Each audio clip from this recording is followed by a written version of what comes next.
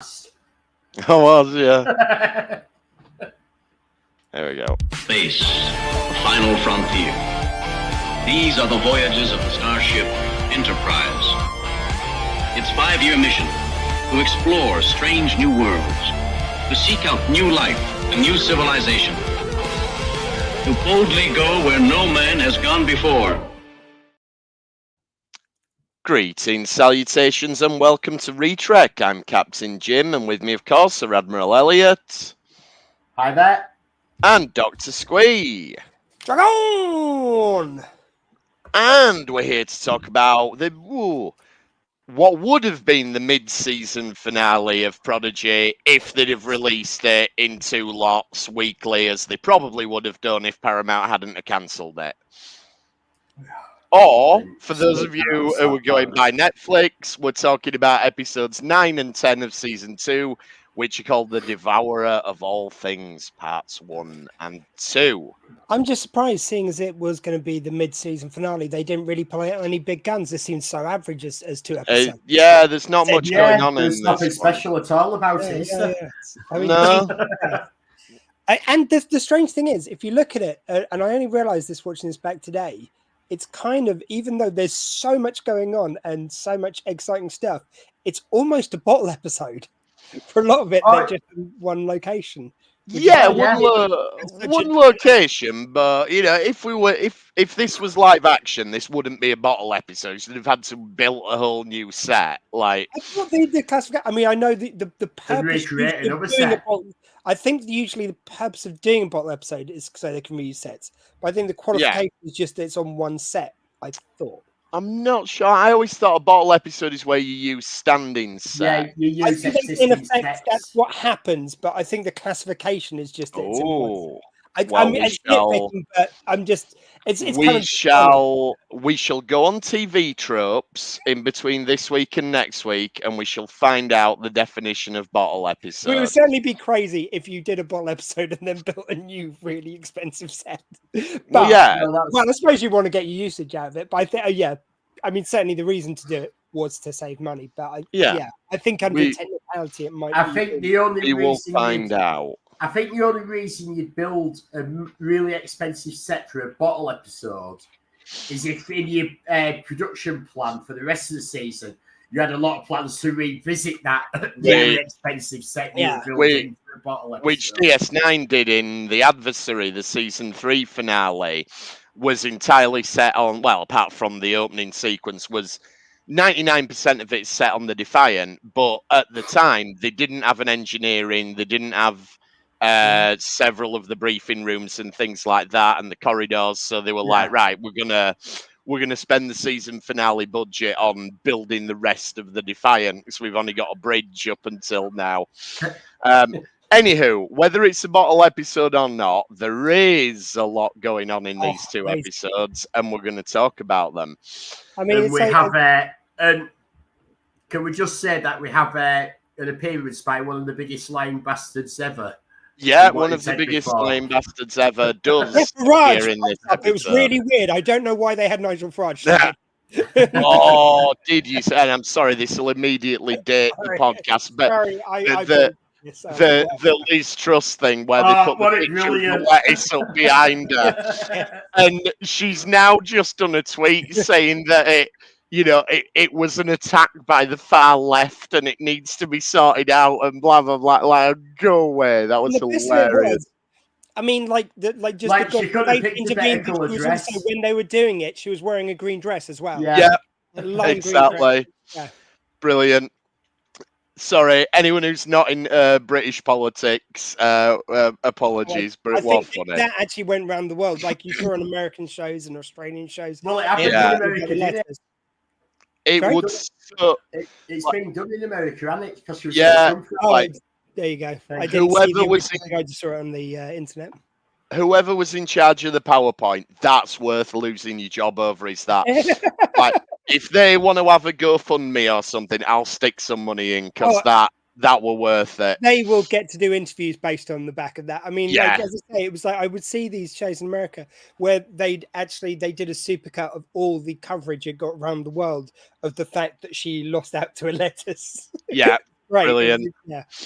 Anyway, Star Trek Prodigy, Devourer of All Things, Part 1.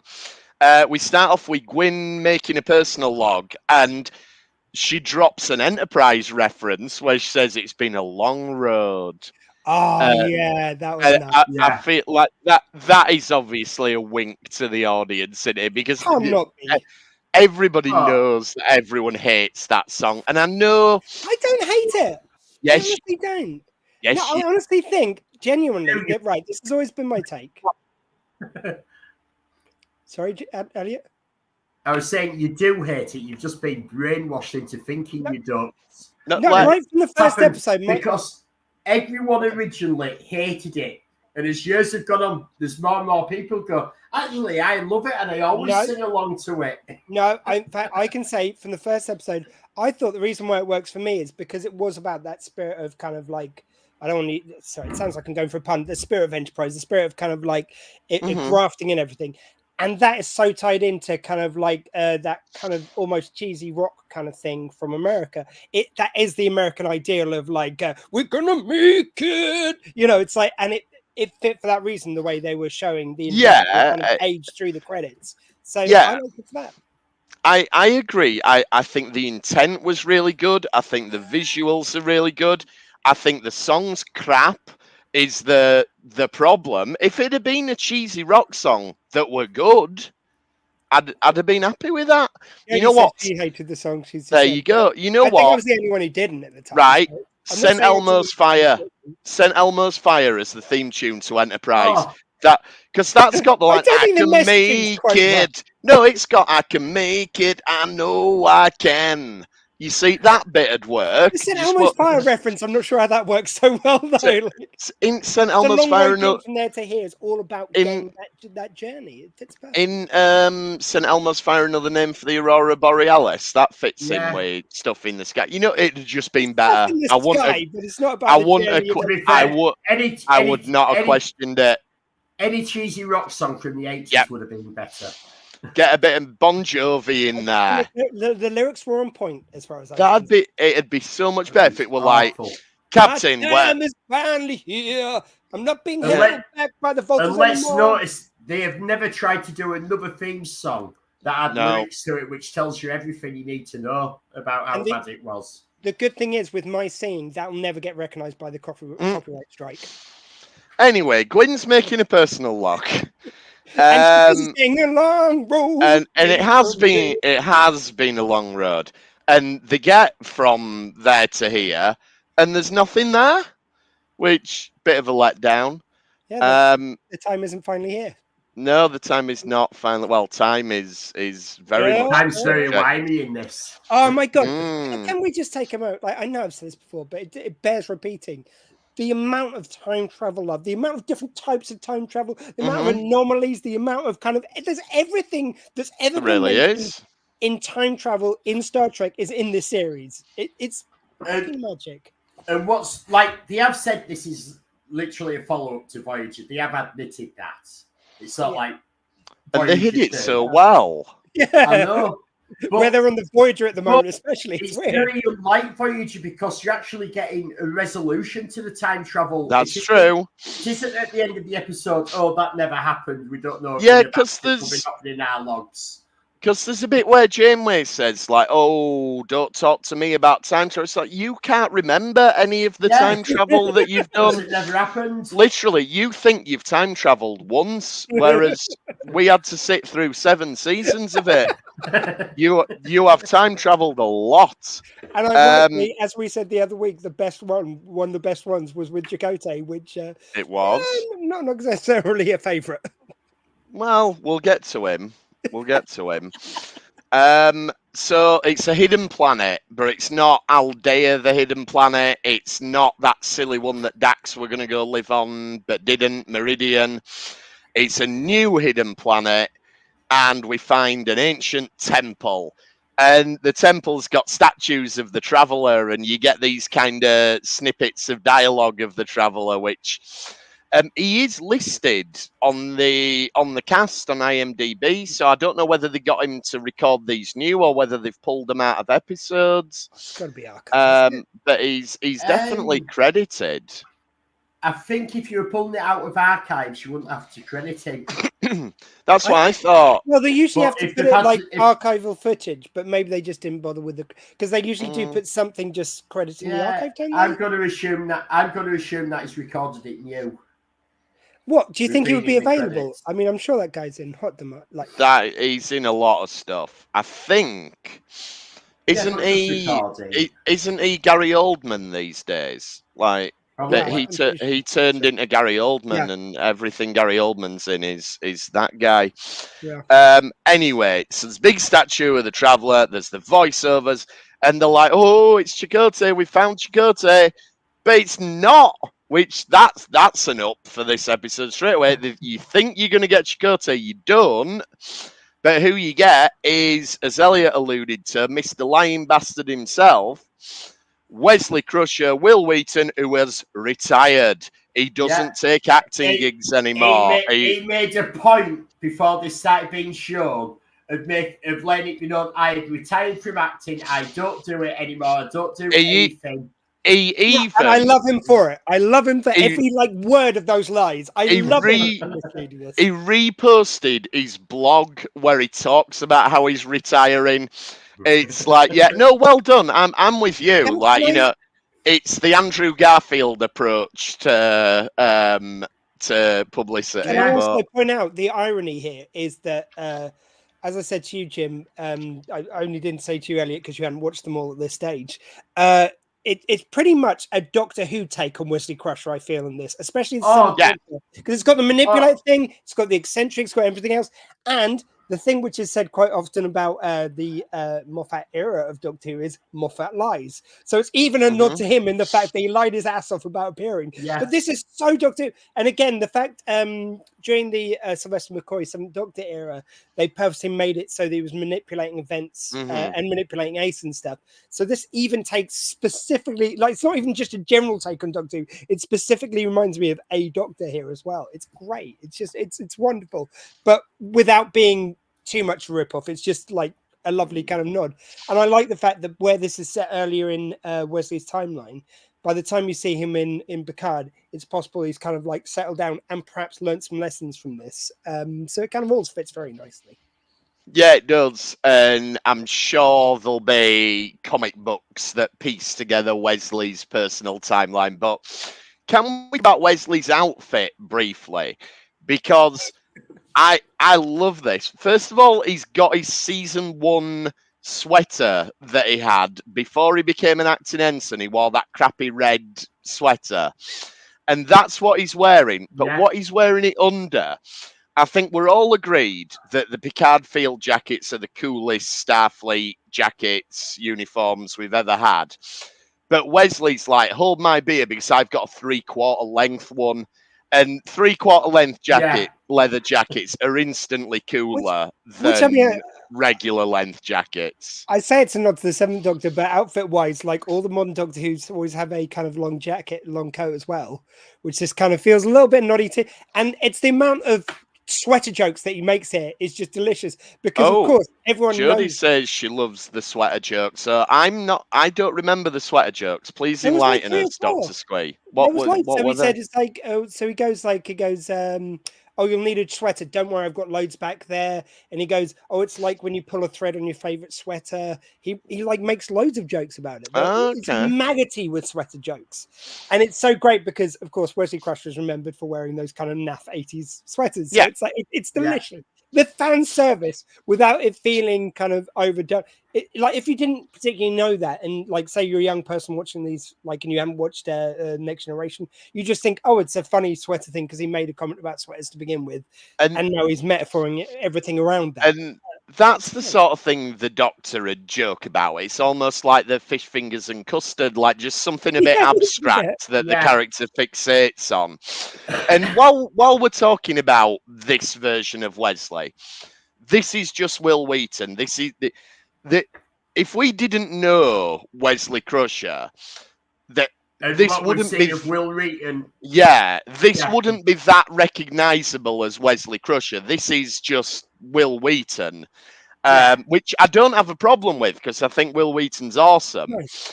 And I know that, like, over the years, he sort of formulated his own take on where Wesley had been now and what he'd be doing. And he has given interviews where he said that this is pretty close to what he envisioned. So the writers have actually given him his dream version of Wesley, which is really cool.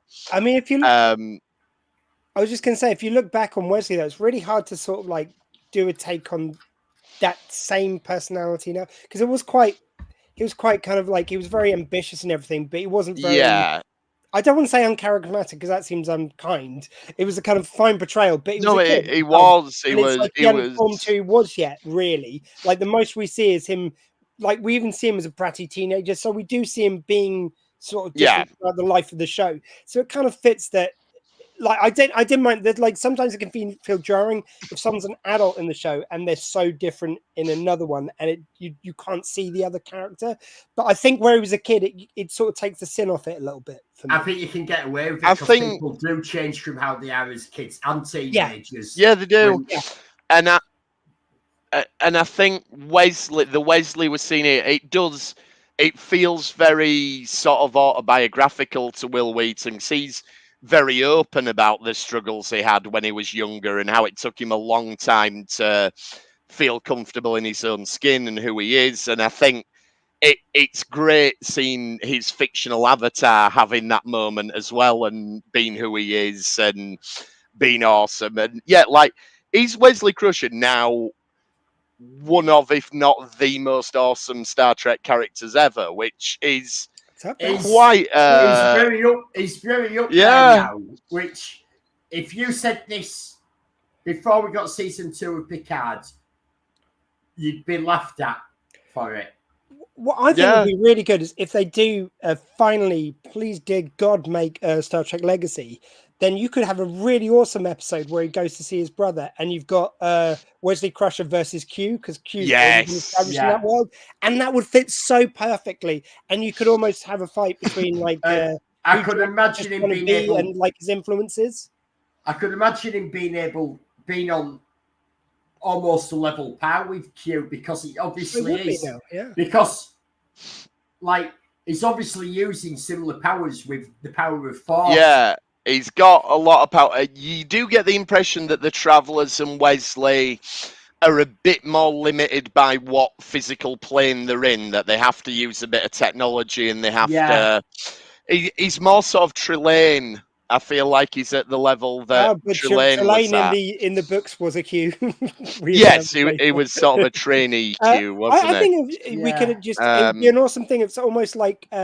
two kind of combative uncles over what the young kind of Jack. I'd like that. It would work so well. Like, and the fact that Q's kind of a goodie now, I think it makes it more interesting because. Well, we talked about when we did the Picard finale. Like, is the relationship going to be sort of like Uncle Q, who's there to look after him and nudge him, and maybe Q takes it a bit far, and Wesley comes in as the big brother and goes, "Oi, you're taking piss now, Q. Stop it." Yeah, that's exactly what I'm saying. Because like Q, of course, would do what he did with Picard, but seeing it's a good thing. It's like, well, I'm putting him through his pace. I'm giving him a challenge. That's so important to his growth. Whereas, like you say, Wesley wants to protect him, wants to kind of keep him safe, especially since he probably promised it to his mum. Like it would work so perfectly. If indeed it at any point meets his mum, which we don't know. Well, we shall see. So I'm not going to say. So this is around the time Janeway says, as if I needed another reason to despise time travel. Well, as far as you know, you've only time traveled a couple of times. Oh, and can we link back just so I don't forget it later? We were saying about like the Picardigan, like his field jacket. Sorry, not the Picardigan. Like being so iconic and everything. Funny enough, later on in this episode, you get Janeway in this kind of vest top or tank top, as they call it in America, and like that. Sort of feels like a version of that because she's worn it in so many episodes of Voyager. Yeah, it does. That's action Janeway, isn't it? Yeah, it's action. Yeah, so that's badass Janeway. Like that's what she's been cool and badass. So I really like that as well. Before we get on to Janeway being badass, and I am going to heap a load of praise on Janeway. We've got so much to talk about. She says the thing about time travel, which is stupid, but then she also says she reveals what her 3 rules are.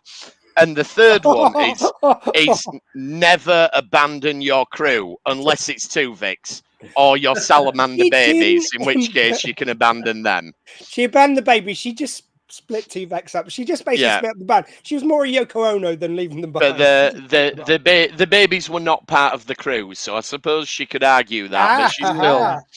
See, you're just unraveling your own argument there. This was the best moment. Like, this is one of my favorite moments, was when she just basically tells Jellicoe to fuck off.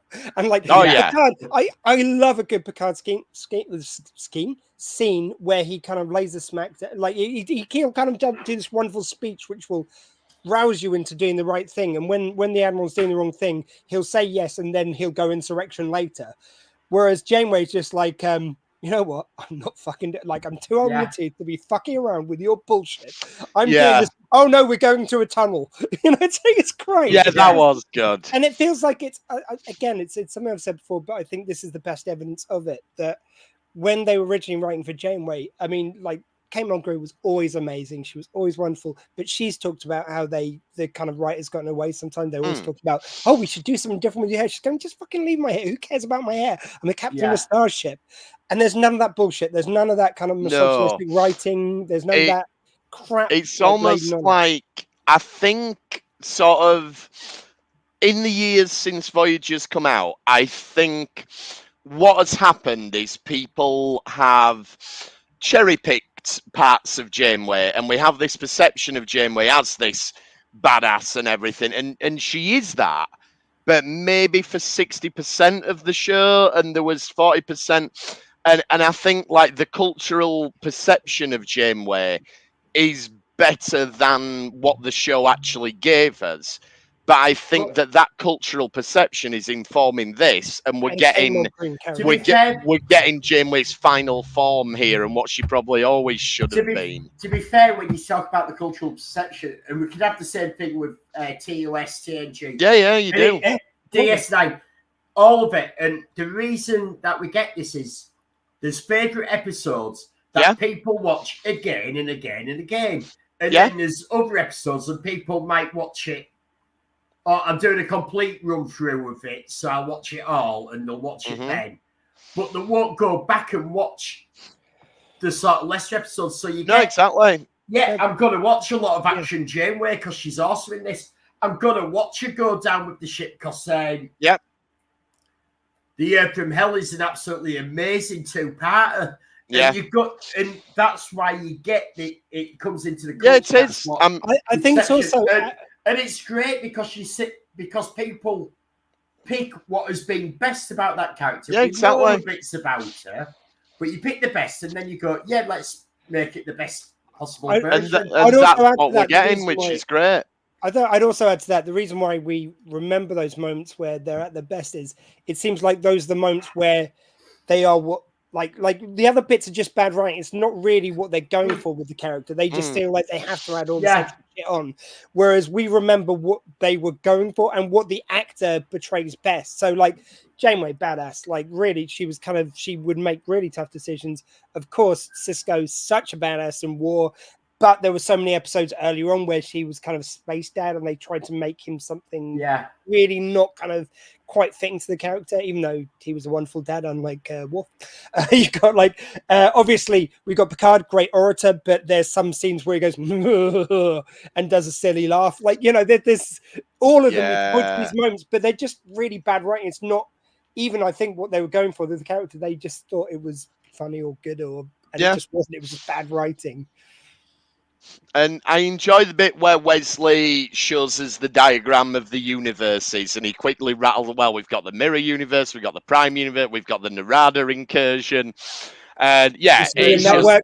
I didn't say that about the Mycelium Network. We don't have a Mycelium. Yeah, that's good.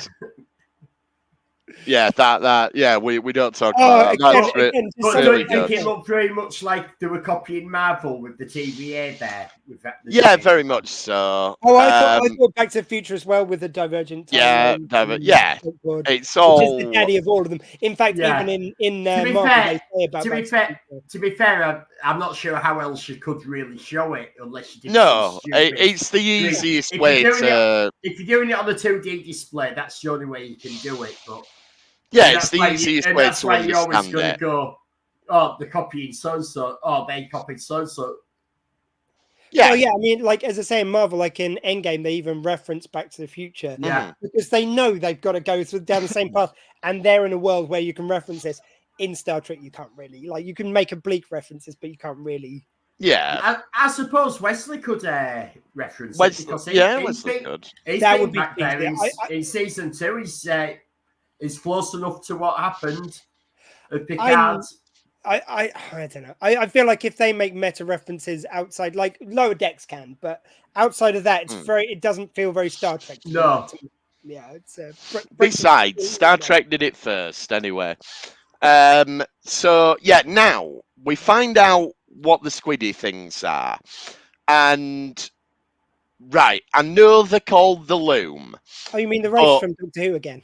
But no, what I mean is the Langoliers from the Stephen King novel, the Langoliers, which is what I am going to call them for the rest of the. I mean, the CGI on them looks better than the CGI on the Langoliers miniseries. No, if you ever have the pleasure of that, watch it. Please, did go watch it just for Dean Stockwell's performance. Dean Stockwell's great. He's great throughout the whole thing, but there's one line which is just the best thing ever, and he goes, "So, my fellow time travelers," and he delivers it in the most cheesy, and it's just gold. It's just I could laugh at that performance all day.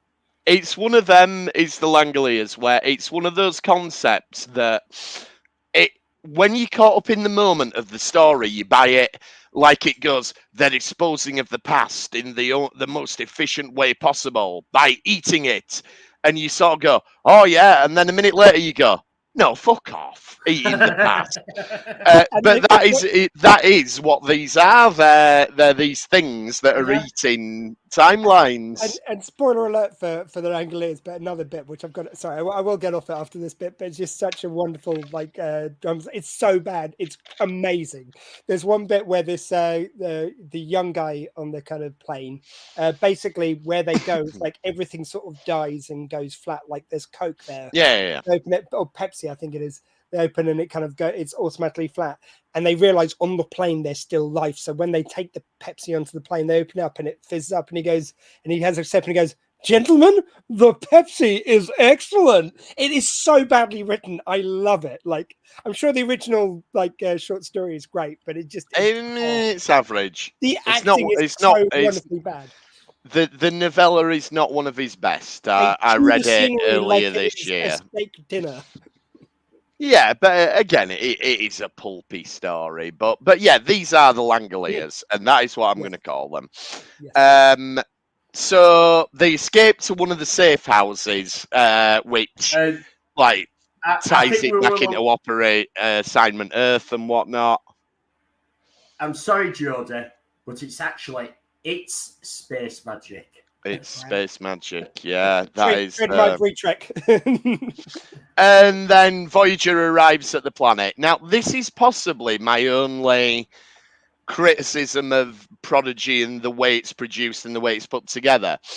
When we get the cliffhangers, there's always a little pause before the music kicks in, and it doesn't feel like it kind of loses momentum. Like, I like my cliffhangers to be like, boom.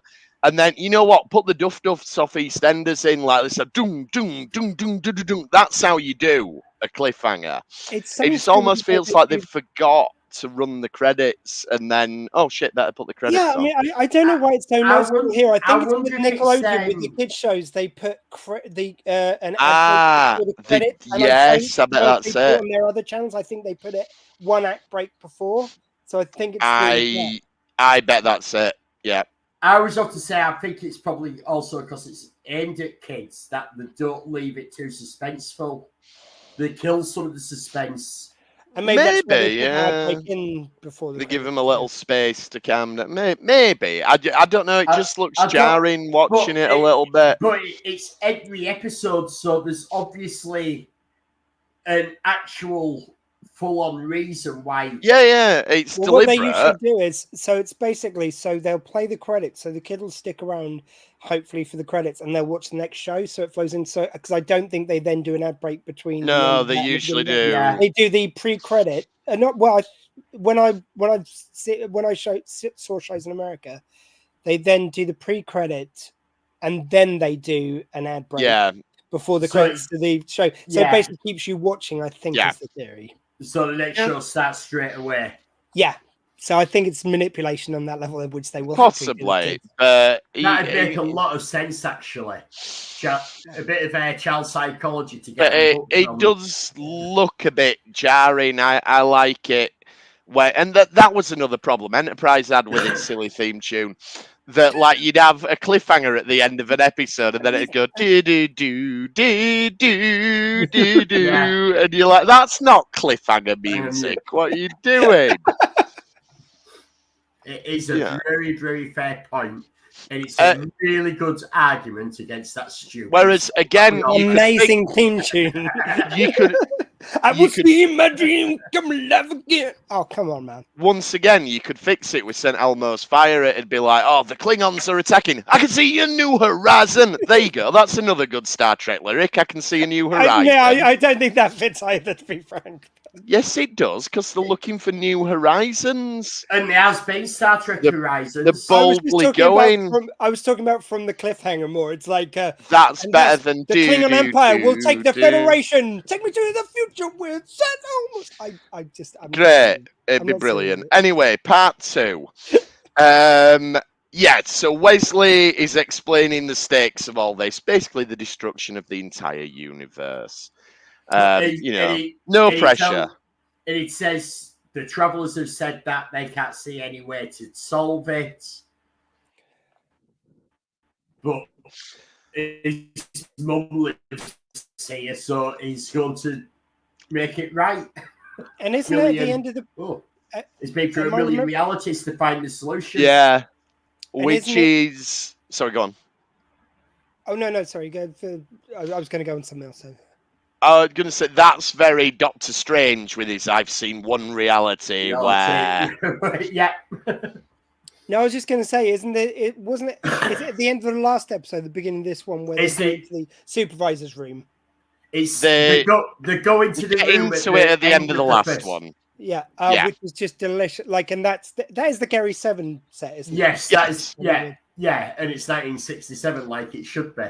Yeah. It's beautiful. It's absolutely lovely, and I didn't get around to. I kept meaning to do a side by side. I think the only thing that was missing, and I can't remember her name, but to have a black cat should have been walking around. Oh yeah. Her name was Isis, so possibly change your name for now. Or maybe they just don't they wouldn't leave the cat there. That's a cosmic cat.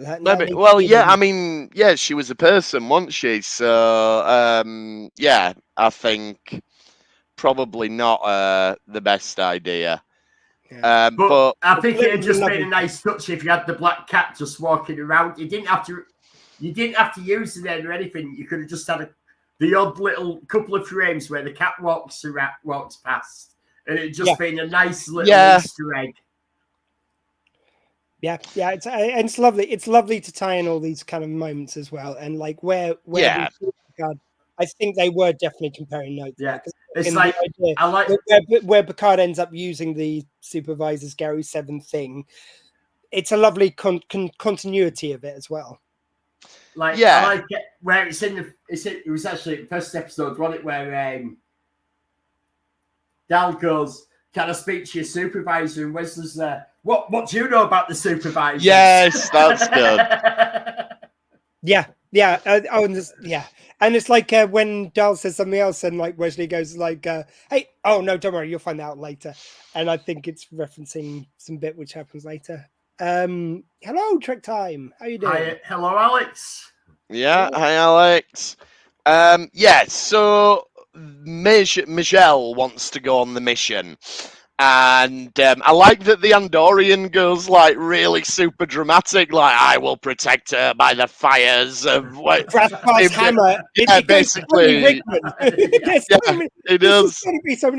It's massive overacting in it. Yeah. And Majel, I think here is doing the most Spock-like performance I've ever. There was one line she delivers later on, which sounded like Leonard Nimoy could have been delivering it.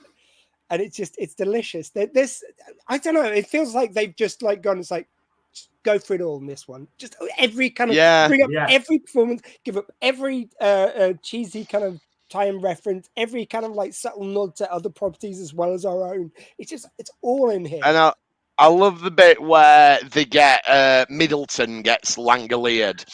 And like they go back to the ship and who's Middleton? And again, like you were saying, Squee, about all the different types of time travel. Like this is one we've seen before, where someone gets erased from a timeline. And which one's that nodding to? I can't think which one. It's Gates McFadden. It's in. Yes, Remember Me, which is a Traveller episode. Yeah, it's again, it's nods within nods, like it's just that, and it was so nice because it's like it also is a very, very neat way of having them know that, and not breaking the kind of the continuity of it and why they know it. Yeah. I mean, as it is, I also kind of like, the little disc, which I know we've had this in loads of episodes already, but the disc which prevents Dal from getting deleted from the timeline. Sorry, Gwen. Gwen. Yeah. Gwen from being deleted from the timeline. I love the fact that basically that is a Heisenberg constant. That's something which you just name it after the problem and don't worry about how it works. But it nicely ties in with this one because there's only her and Wesley who aren't affected when everybody freezes in the previous episode. So it's one that it was something that they set up earlier in the season that pays off now that we're raising the stakes. Yeah. They even reference the Heisenberg compensator, which for me is the ultimate Star Trek MacGuffin. It's so kind of from the original series. It's referenced in every Star Trek. It is the Star Trek MacGuffin, and they put it in here.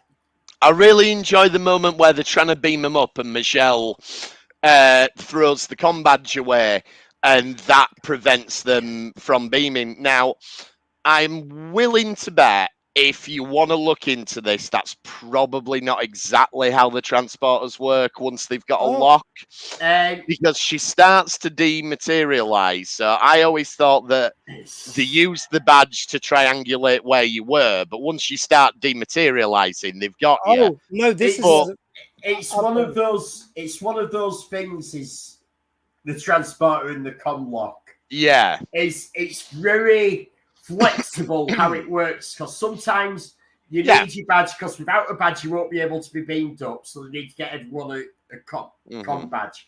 Then you have other times in the go, beam up 6 people around me with me, and they go, no problem, and we can pick which 6 people, so we'll even know that they're friendly. We have a friendly filter.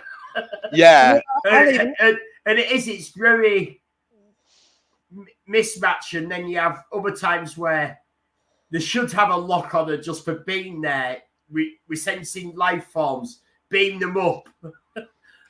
And that, so it's very flexible is how transporter lock works. I'll even add to that it's also another reference, because you've got so many moments where where in Star Trek 4 where the woman jumps on jumps on Kirk just as he's beaming out. You've got when they're beaming, and then suddenly McCoy says something as he's been beamed out, and one of them is like, what was that now? And it's like they could never talk when they were being before. Like there's so many moments where they kind of break that technology. Or and they've got I think it's Data Law, where Law fires a phaser and they beam him out and beam the phaser beam out at the same time. Wasn't it Data when he's trying to shoot the collector?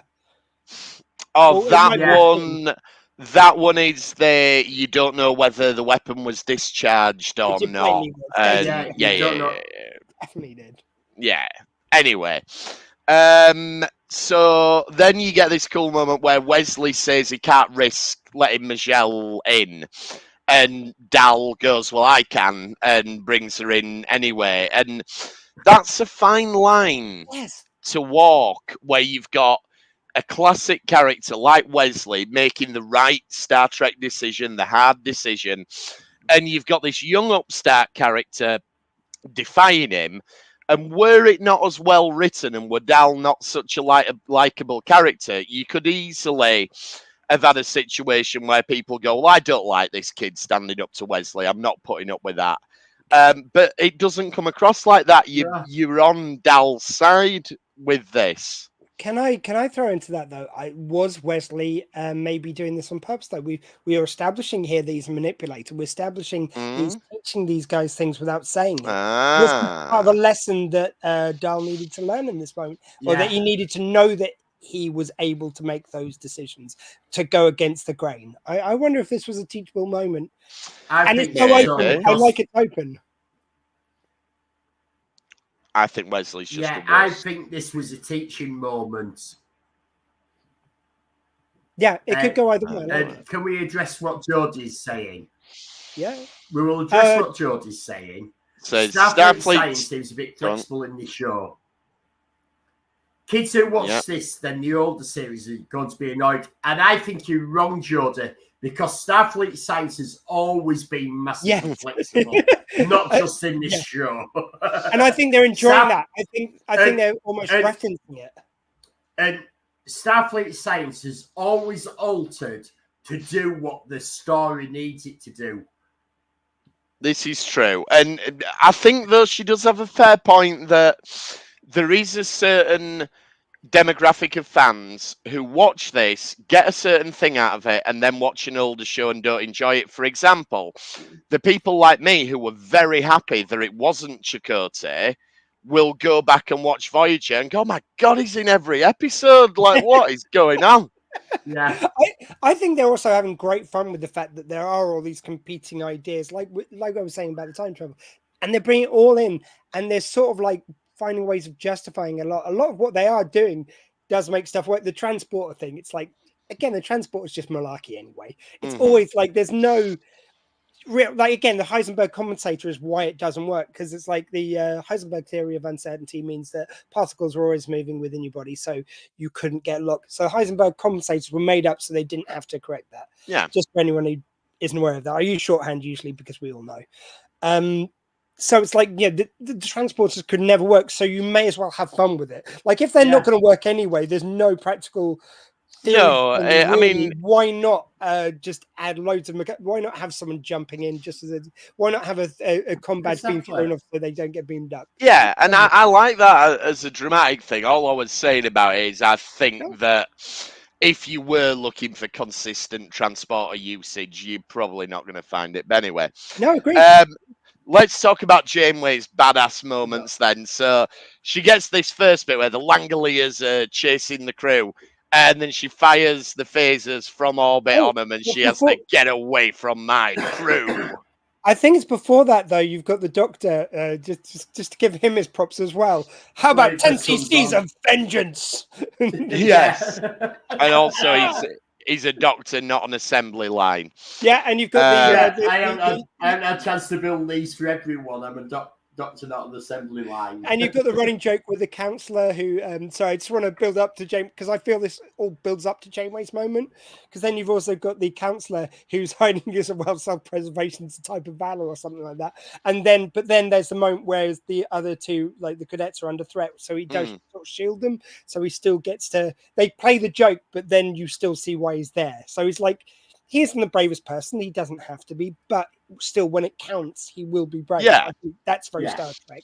Not everyone has to be the big badass, and then you get the Janeway. Sorry, over to you. Yeah. I don't want to interrupt you. I just want to stage it first. Yeah, she does she shoots the phasers and she says, "Get away from my crew," which is very Aliens. It is. But yeah, it's awesome, and then that is a good enough badass Janeway moment. But then we get the bit where she just goes off on the captain's yacht and she's just doing all sorts of stuff, spinning around and shooting them all. And she starts in the ship and saves some of the crew because she's in the ship and she decides to start shooting at them from the captain's yacht. And this is where she's got the vest on and everything, which is, is it Macrocosm or something in the episode that's just Die Hard? She does it in Macrocosm, and she also does it in one of the... I think it's featured in a bit, isn't it? And Year of Hell as well. She does it Year of Hell, but there's the one with, what they're called. When she's on the planet with the hunter guys from the Hirogen. Hirogen, she does it in one of the Hirogen episodes. Yeah. Episodes. Yeah, and Just when in she's a few episodes. when she's on the planet with Chakotay, she loses the. Sorry, this sounds. Well, racist. yes, but Yeah, but that was only to I'm just attract saying- the monkey. No, I'm just saying. Yeah, obviously, obviously she was playing with the monkey restlessly on that episode. But it's just so signature her. Like with like there's a badass move which Cisco does of having his kind of jacket open. He's got his waistcoat thing. Yeah. They've all got their version of this, and that's hers. And it just I love that kind of signposting of that, and it's just so recognizable to us who know Voyager. yeah, it's really cool. And then back with And she says afterwards, she goes, "That used to be a lot easier, So Yeah. there's even a lot of the fact that she's older. Like, I do like how she starts and she goes, I learnt this move from Tom Paris. But this one's mine. But this is my own quantum torpedoes. And I saw when it Yeah. had the line, the word bitch at the end of all of her sentences. It's like, but this one's mine, bitch. Stay off my crew, bitch. yeah, this is Bitch. this is very cool. This is Janeway in her final form. She's awesome in these bits. So back with the main crew then. So Wesley warns them not to look into these data streams because you will glimpse your future, and then obviously we've got them coming back to the planet first. Oh, sorry, go on. Because we've got the Langiers start infiltrating Gary Seven's. Yes, Right, they it's do. almost a crumb of this beautiful meal. But we also have Magellan, who the do said, and she's quite happy how she's being held very romantically by Zero. Yeah, there's Oh, yeah. definitely And there's something bubbling away Yeah, there. she's very happy how she's just being held there. And we missed the moment where she first sees him as well, as well, and recognizes them from the eyes, which was a really nice way of doing that. And again, like I think I've referenced this before, but like especially in this new body, Zero very much reminds me of The Man Who Fell to Earth with David Bowie, of like his kind of he was Good often shout. credited with having sorry, no, I kind of mentioned it before, but yeah, they've often referenced in that movie how he's very androgynous, and Yes. it was talked about in those. I kind of wonder what Bowie would. I really like many situations where I'd love to hear his take on things, but I think he'd have a lot to say about kind of like more kind of gender fluidity being expressed in the world. And he was one of the people who was at the forefront of that movement in a lot of ways. I just think it'd be really. I bet he'd have something really interesting and really wonderful to say about it. And he sort of like passed away just as that was coming to the fore. But this made me think of that, and just I thought it was just. I definitely think they've got that in mind. Yeah, that connection's really good. I'd not thought of that. Yeah. So yeah, they get to this thing where they've got these time streams, and you're not allowed to look because you don't want to see your future. But Dal being Dal, and so we get little snippets of a conversation where it seems to be implying that Gwyn is going to become the captain, not Dal. And he gets a bit arsey about it. He's like, it's a future I don't want to see. Again, do you think that's coincidental? Do you think that's an accident by Wesley? Or Wesley's just signposted, oh, don't look over here, knowing what Dal's like? And maybe. Because he's already seen, he's told Dal to stay on the spot to open up the thing earlier, to start the machine. Dal moves. He told Dal not to let Magellan through. He lets Magellan through. If he tells Dal not to do something, Dal is going to do it. Maybe so. I'd not thought of that. He's also been obviously monitoring them and watching them prior to this, so he knows their characters. But he also does let slip before you even get Dal look at this. It's like you get Dal talk about being a captain and all that, and Wesley's about to say something and goes, oh no, I won't do spoilers. Yeah. No one likes spoilers, which again, Doctor Who, I'm just pointing out. There's that is. But yeah, it's. I mean, I just love the fact that is left open though. There's so many things which I believe, and it sounds like Elliot also believes that is Wesley manipulating the situation. Without a shadow of a doubt. Oh, shadow of that. I think that definitely, but I like the fact it's open. If someone wants to interpret differently, It's fine. It's all there for anyone to enjoy it how they want, and I like that. And I do sort of like the thing of the different properties borrowing from each other. Like they've always built each other up. I hate when fandoms get so kind of territorial. Yeah, they all get about toxic one and you lifting can't up copy the other. me, and I'm not going to watch this because I watched that. And and Star Trek's become too Star Wars. nonsense. Star Wars become too Star Trek. No, they've borrowed from each other as they always have. Like Star Wars, I don't think it's unfair to say Star Wars wouldn't exist or wouldn't have had the template to be sold if it wasn't for Star Trek, and Star Trek wouldn't be in its current form if it wasn't for Star Wars and being influenced. No, exactly. The movies are supposed to phase 2. They've both helped each other along the way, and it's a beautiful. Of course they did. It's wonderful. Well, the actual creators of of both shows, had no problem with each other. It's the fandoms that have this. Yeah, and I think it's more the Star Wars fandom than the Star Trek fandom. No, I've seen Star Trek fans. I don't think we can say that.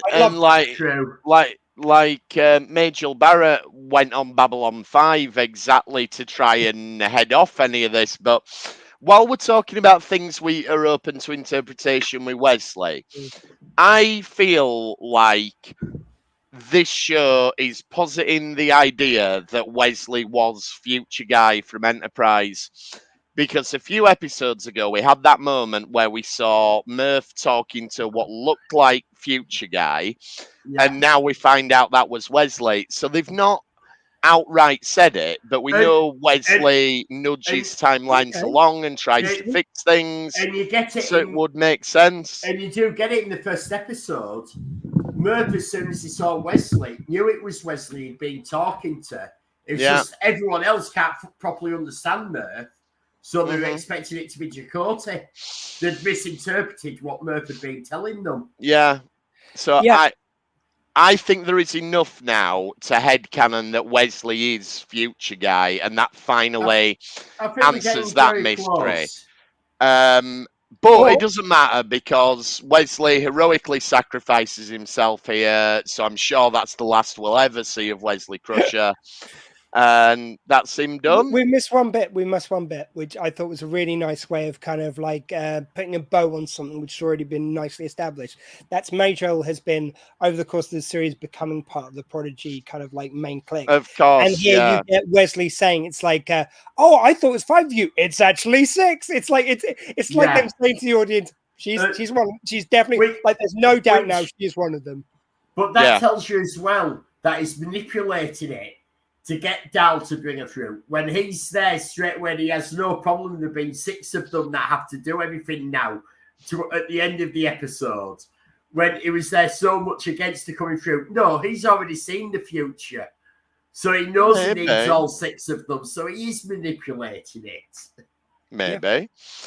And then, so, it's a brilliant 2-parter. We've got all of that going on, all of that really good stuff. It brilliantly sets up the second half of the season, but then it drops the ball in the final second because they only find bloody Chakotay. And that's how you choose to end your half the season. And it was too much. Jody, you got some at the end. You don't need it. That's not how you finish. It was too much Chakotay. It's too much Chakotay for me. I know we're going to get into the Chakotay of it all next week. Like, I know he's featured in some episode earlier, but we get a mainstay of Chakotay. You know how we missed I kind of like the badass Chakotay look with the kind of... I just want to put this out there, guys. You know how we missed a week the other week because we were all tired. So we could just jump to episodes 13 and 14 and miss the Chakotay part. We miss nothing of this beautiful series. Don't even joke. No, we will do the whole series, Chakotay and all. We will include Chakotay. And you may have seen, you might just see her ears there. Willow jumping up there. She wants me to apologize for the use of the word bitch. It's a female dog and it should not be used in vain. Okay. I've done it. I've apologized. So Chakotay's back in the mix, but so's the Protostar. And that, again, if this had been the mid-season finale, just awesome. it would have, you know, it's brilliant Can you as it imagine is. waiting after part 1 for the second Yeah. part? Oh my god, Like, you would have been champing that was the benefit we got for the way this all played out, that I we will say- actually get to.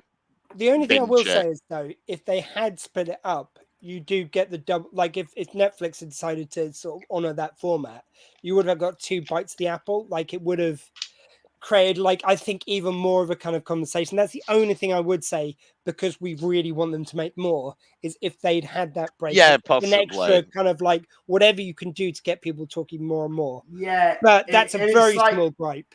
And it's that thing. Look, we know you can release shows episode by episode because we have seen you do it, Netflix. But it's not usually when they've made it. They usually do half and half. They've done. Usually, if they're doing an episode a week, it's because someone else is releasing it in a different territory. As memory. Yeah, it's usually because they're the distributor rather than the creator. But it would be nice to see them actually take the plunge with something that works on an episodic thing when it's released week by week, and it builds up conversation. And I think you have mid-season breaks and people. And you just go, yeah, let's do this. I think if they'd done it part 1, part 2, like they've done with other shows, that would have worked very nicely here. And again, it was designed for that anyway. Yeah. But again, like, I can't complain. Like, they released it and it was a wonderful feast of a series. And this bit in the middle is just the cherry on the top. It's just this is great. Amazing. So we'll leave it there for this week. Then next week we'll be back to talk about... we have one more thing to do. Oh, do we? We have to go fast. So we'll be back next week to talk about the mid-season premiere / episodes 11 and 12. In the meantime, you can get in touch with us. We're at RetrekPod. You can email us retrekpod@gmail.com. You can find us on all the socials, including Retrek Model Studios. I'm still working on the rebuild of the phaser rifle. Lots of sanding. I have got some painting done. I've got the phaser coils painted. Oh, they're looking better already. They're looking better than that silly gold plastic. Do you know? I will try get a video out soon, but I'm also in the middle of getting ready for a house move, so model production is a bit slower than normal. It reminds me of like there's an episode of Frasier where they talk about, like, Frasier and Niles are talking about how this meal they had at restaurants. Like, what's better than a fine meal with one flaw that we can pick apart all night? Like, what's better than a wonderful phaser rifle, which I can then paint up later and make even better than before. And Dr. Squee, what have we got on the Dr. Squee show? Well, one thing actually with all the blockbuster stuff we had to talk about last week, I don't think mentioned was. Sadly, Patty Yatsutaki, and I apologize if I butchered her name there, passed away. Nasagawa from Next Generation. And so I've dipped into the Dr. Squeeze show / Gallifrey Stands archives, and I recorded an interview with her and Gates McFadden at Sci-Fi Ball years ago. So I'm going to feature that, and to basically bolster it up because it's a shorter interview. I've also got an interview with Terry Farrell. And Graham, the Admiral from Enterprise, who was also in Alien Nation, Gary Graham, from another Sci-Fi Ball. So I've kind of put all those together, and that will be the show this week. So R.I.P. Nasagawa. Brilliant. And thanks for trekking with us this time. We will see you next time on the Retrek. Thank you. Goodbye. Go fast, LLAP. Drag off.